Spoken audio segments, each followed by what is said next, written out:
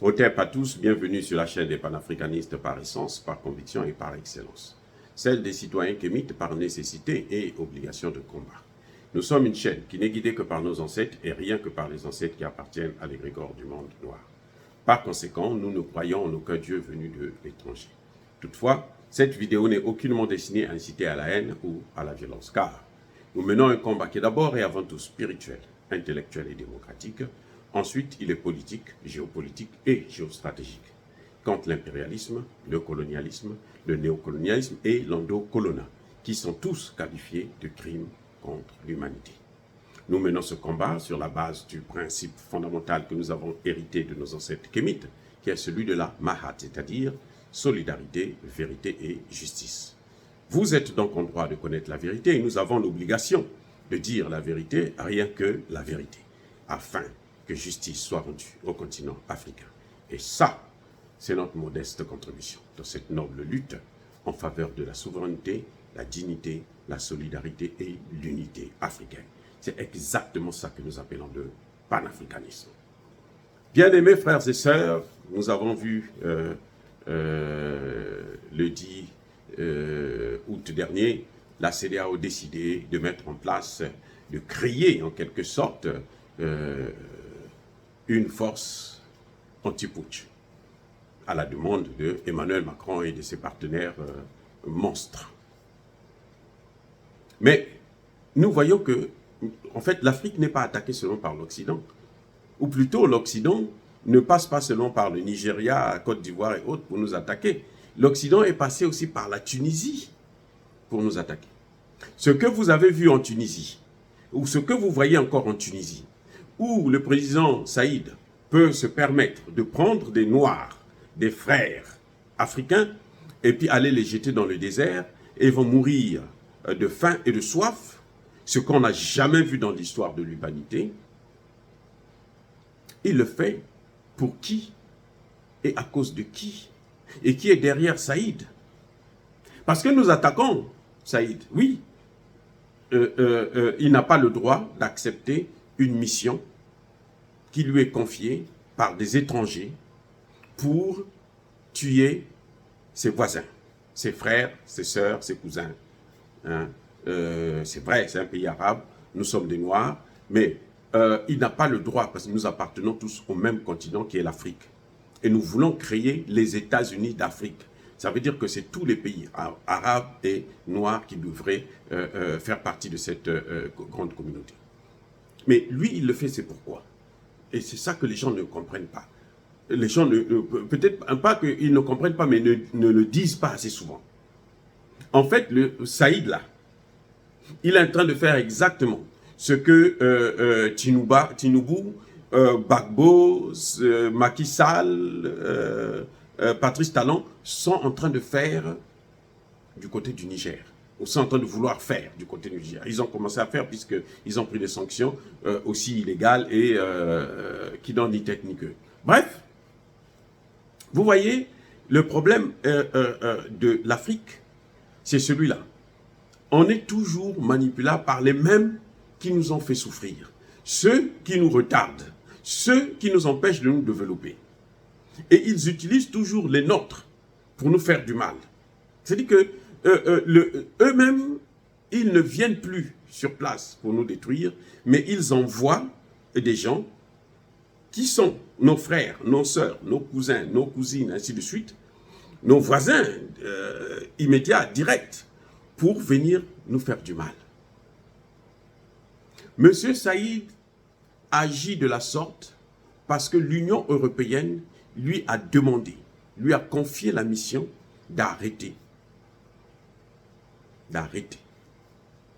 l'immigration qui passe par la Tunisie. Parce qu'aujourd'hui, beaucoup d'immigrés passaient maintenant par la Tunisie pour joindre les côtes européennes. Donc les pays européens, là, Allemagne, France en premier lieu, parce que l'Europe est venue lui donner quelques millions, je pense que c'était 30 millions d'euros, et la France elle-même est venue aussi donner sa part. Non, l'Europe a donné 100 millions. La France lui a donné 30 millions. Donc, elle donne d'abord dans le cadre européen, puisque quand on dit l'Europe, la France fait partie de l'Europe, l'Union européenne. Maintenant, la France elle-même a envoyé après son ministre des Affaires étrangères, et plutôt de l'Intérieur, pour partir voir le président Saïd et signer les accords pour que lui, il puisse punir tous ceux qui viennent là-bas. Vous voyez le rôle que l'Occident joue? C'est toujours pour nous diviser. Et aujourd'hui, la Tunisie, c'est un pays qui sera désormais mal vu dans les pays d'Afrique noire. La Tunisie, là, elle n'aura plus le respect qu'elle avait toujours reçu de nos pays, parce que nous ne pouvons pas tolérer que quelqu'un qui est avec nous, qui fait partie de la même équipe que nous, qui est dans la même maison que nous, la maison Afrique, et qui va comploter avec le voisin d'à côté, lointain d'ailleurs, puisqu'il y a quand même la mer qui nous sépare, il va voir le voisin d'ailleurs pour lui demander de nous torturer. Parce qu'on lui a donné un peu d'argent. Et l'argent qu'on lui a donné là, ça ne peut même pas servir pour développer le pays. Ça ne peut même pas permettre de boucler le budget annuel. C'est juste de l'argent, bon, certainement qu'ils vont mettre dans leur poche, comme d'habitude, puisque l'argent sale, on ne peut rien faire avec. Un bien mal acquis en Afrique, on le dit toujours, ne profite jamais. Donc, vous voyez, ce qui se passe au Niger, entre le Nigeria et le Niger, entre la Côte d'Ivoire et le Niger, c'est du déjà vu. C'est la technique occidentale des Français, notamment, et de leurs partenaires européens et de l'OTAN, de toujours nous diviser, nous mettre en conflit, pour que nous puissions jamais nous concentrer sur les problèmes du développement. Regardez, il y a le sommet des BRICS qui aura lieu dans quelques jours, hein, dans une semaine ou deux, et nous, on est là à se concentrer sur comment il faut faire pour protéger le Niger, pour éviter que le Niger puisse aller en guerre, pour éviter que ceci ou cela. Alors que notre problème, c'est aujourd'hui se focaliser pour cette grande réunion où on a beaucoup à attendre, notamment la création d'une monnaie africaine. Donc, vous voyez, ce qu'ils sont en train de faire, c'est nous divertir. Le Nigeria nous divertit, la Côte d'Ivoire nous divertit, le Sénégal et le Bénin font partie de ceux-là qui nous divertissent au profit des Occidentaux, pour qu'on se détourne du grand sommet des BRICS qui est en train d'arriver, où pratiquement l'ensemble des pays africains a été invité, y compris le Niger. Vous voyez, c'est un problème avec les Occidentaux.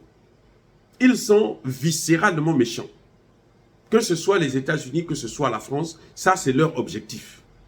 Ce que vous êtes en train de voir là, c'est nous déplacer, nous faire penser à autre chose, nous concentrer seulement sur la sécurité, alors que nous avons des problèmes économiques. Parce que tant qu'on ne règle pas les problèmes économiques, la sécurité, elle sera difficile à l'obtenir à 100%. Parce que tout est lié. Les guerres que vous voyez là sont d'abord économiques. La guerre que vous voyez en Ukraine, c'est les Américains ont beaucoup investi en Ukraine. Les terres ukrainiennes, là, appartiennent maintenant aux Américains. C'est pour ça que vous voyez qu'ils font les guerres là. Ce n'est pas gratuit. Ce n'est pas pour rien. Donc maintenant, nous, on nous dit, vous devez vous concentrer seulement sur la sécurité. Et ce sont eux qui nous amènent des terroristes. Allez, battez-vous. Allez, faites... et on laisse passer des opportunités. Il faut que les Africains comprennent. Il faut que le Niger comprenne. Le Niger a été invité aussi, j'en suis sûr. Elle doit envoyer. Ils ont maintenant un gouvernement, ils doivent envoyer un représentant pour aller discuter là-bas. Ne vous occupez pas de la CEDEAO qui n'a rien à faire et qui n'avance pas.